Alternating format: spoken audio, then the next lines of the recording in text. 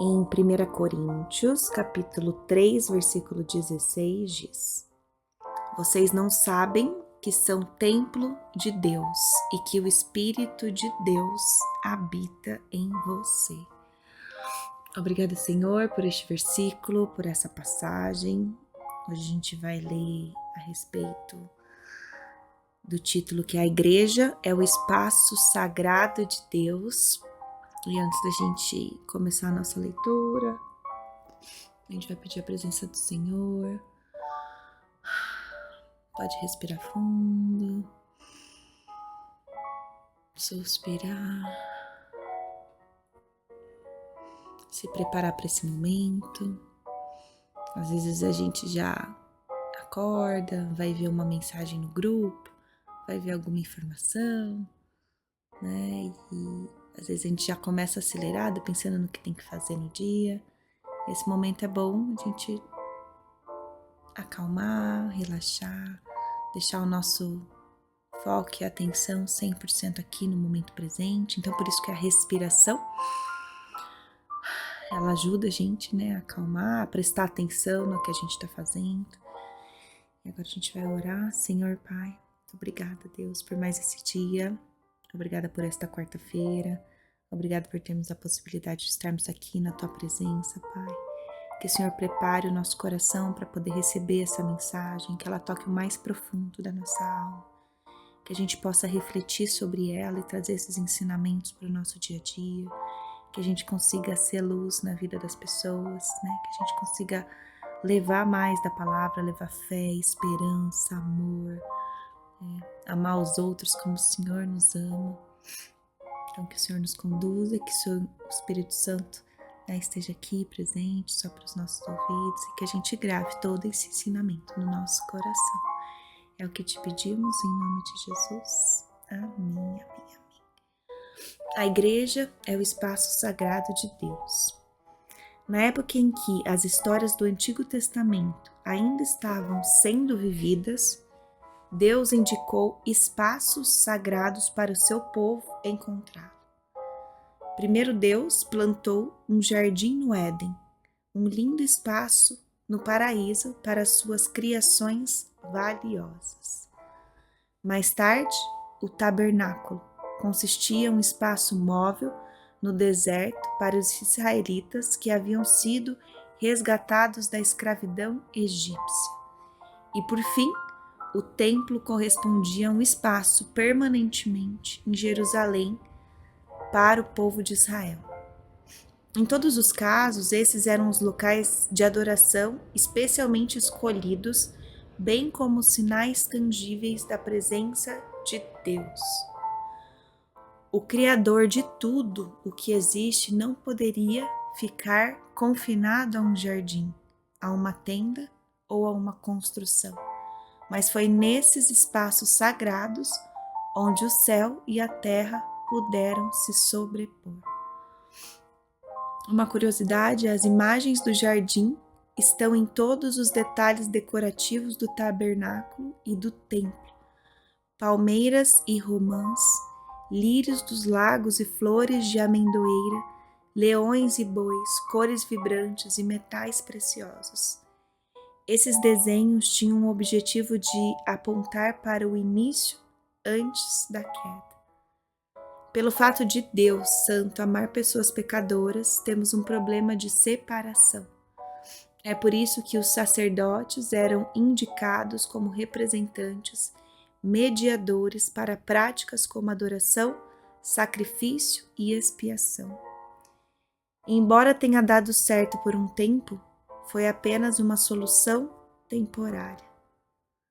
Mas quando Jesus apareceu, ele não apenas cumpriu a profecia do Antigo Testamento e os propósitos do templo, mas também preencheu a lacuna que existia. Já não havia necessidade de um templo feito de madeira ou pedra, mas de carne e osso. Não havia mais necessidade de sacrifício sem fim, porque Jesus, o supremo sumo sacerdote, providenciou o sacrifício supremo. Ele mesmo, finalmente, o Espírito de Deus, poderia agora habitar dentro do seu povo, o templo novo e aperfeiçoado. E é por isso que Paulo perguntou aos coríntios: vocês não sabem que são santuários de Deus e que o Espírito de Deus habita em vocês? Servimos a um Deus que encontra as pessoas onde elas estiverem, no jardim, no deserto, no templo, em si mesmas. Portanto, se você é um seguidor de Cristo, lembre-se, você é o lugar onde o Espírito Santo agora habita. Você é o vaso no qual ele vive, se move, trabalha e capacita. Você é o lugar onde o céu e a terra se encontram. Glória a Deus pela tua palavra.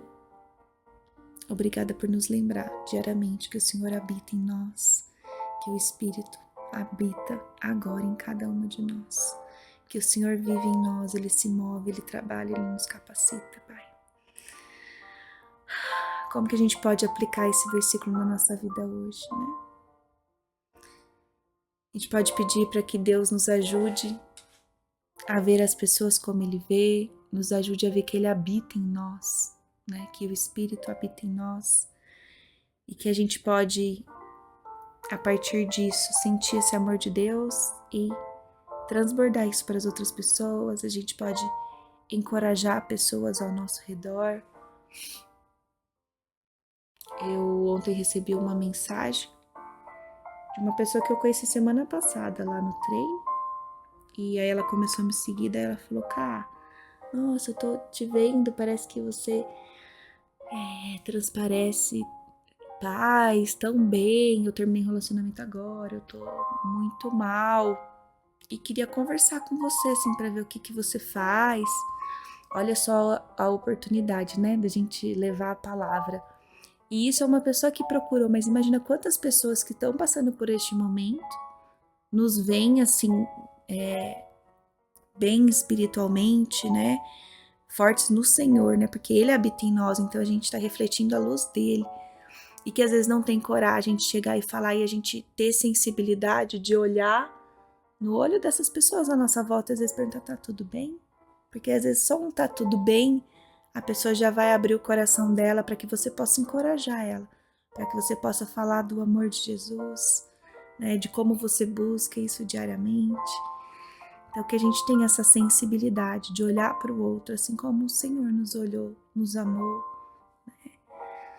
Então que a gente possa cuidar dessas pessoas que estão passando por momentos difíceis, e às vezes essa pessoa é o seu filho, que está do seu lado, é o seu marido, é sua mãe, que precisa de um olhar e de uma sensibilidade de não julgamento, de estar ali só para acolher e falar do amor do Senhor. Deus, por favor, ajude-nos a amar as pessoas assim como o Senhor nos ama, Pai. Substitua todo orgulho, amargura, egoísmo ou autojustiça crítica por amor, alegria, paz, paciência e bondade. Ensina-nos a tratar os outros com gentileza e respeito, para que assim a gente possa edificar a sua igreja global e não danificá-la. Em nome de Jesus. Amém, amém, amém.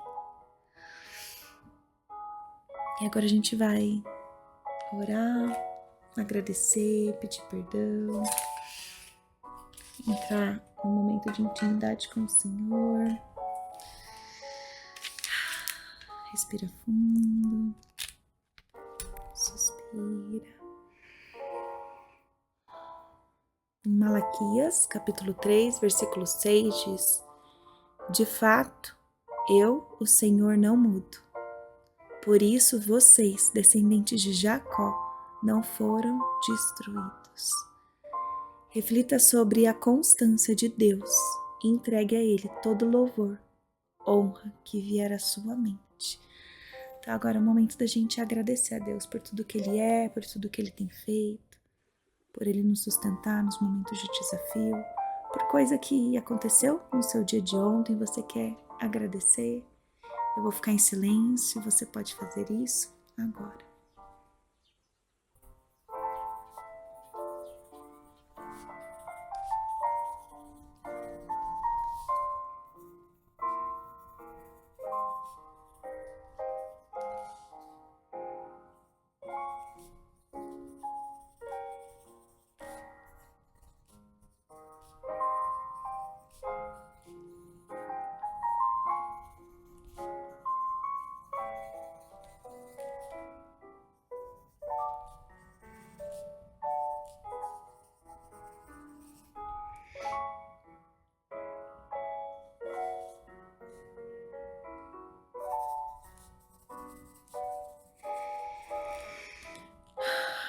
Entregamos diante de Ti, Deus, todos os nossos motivos de gratidão, toda honra e toda glória a Ti, Senhor, que é misericordioso, santo, amoroso, que nos ensina diariamente, que nos acolhe.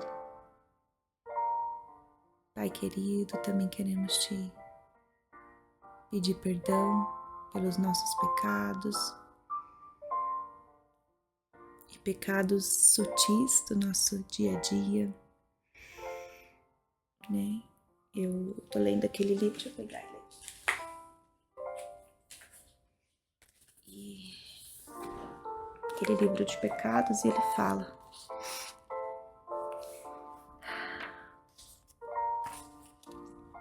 a respeito do que sai da nossa boca, né?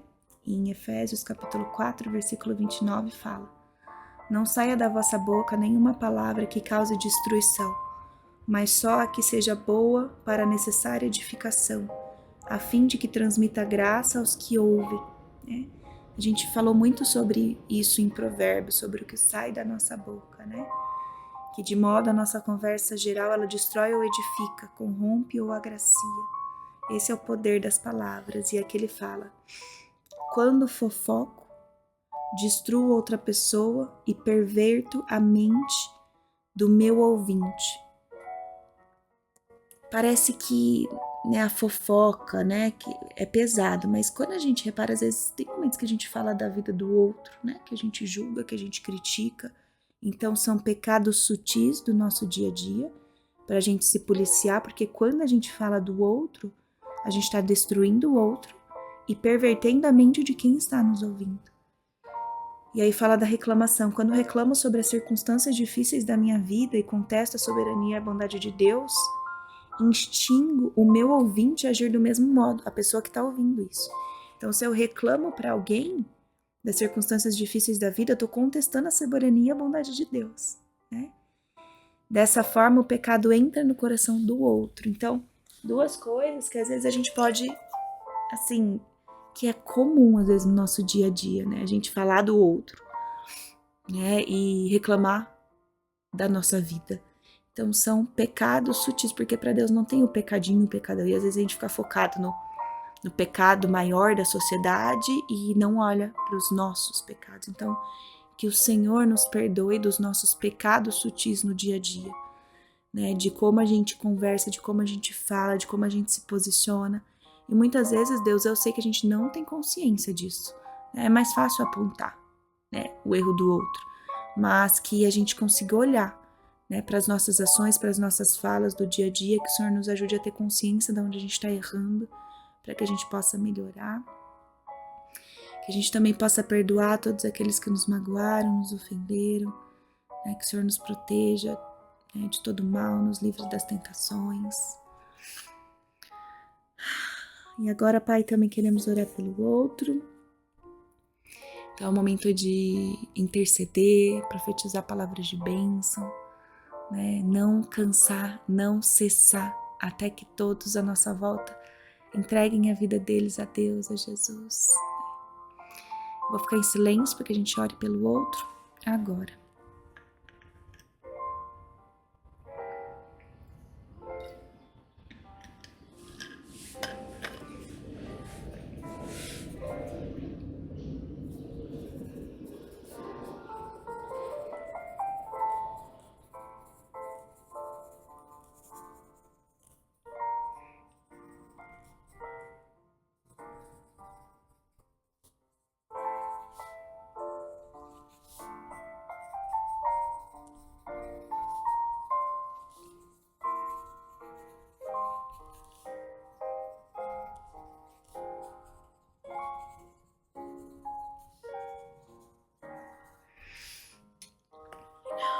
Pai, colocamos diante de Ti todos os nossos pedidos de intercessão, que o Senhor possa, né, escutar o nosso clamor, tocar a vida dessas pessoas, trazendo cura, transformação, renovo, paciência.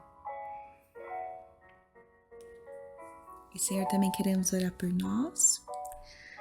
Em Mateus capítulo 6, versículo 27 diz: quem de vocês, por mais que se preocupe, pode acrescentar uma hora que seja a sua vida.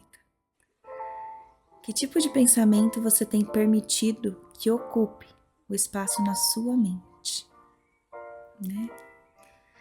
Faça uma lista do que está te incomodando, você pode também fazer isso mentalmente, né? Do que está te incomodando, do que está te preocupando, do que está te deixando ansiosa, e converse com Deus sobre esses pontos, entregue a Ele, né? Tudo que está te tirando a paz. Eu vou ficar em silêncio para que você faça a sua oração de maneira individual, tenha essa conversa íntima. E também não só o que te preocupa, mas quais são os seus desejos, né? O que você deseja para a sua vida, né? Financeiramente, profissionalmente, relacionamentos. E consagre ao Senhor todos os seus desejos para alinhar, né, os seus desejos com os dele. Então eu vou ficar em silêncio para que a gente tenha a nossa oração de maneira individual aqui com ele agora.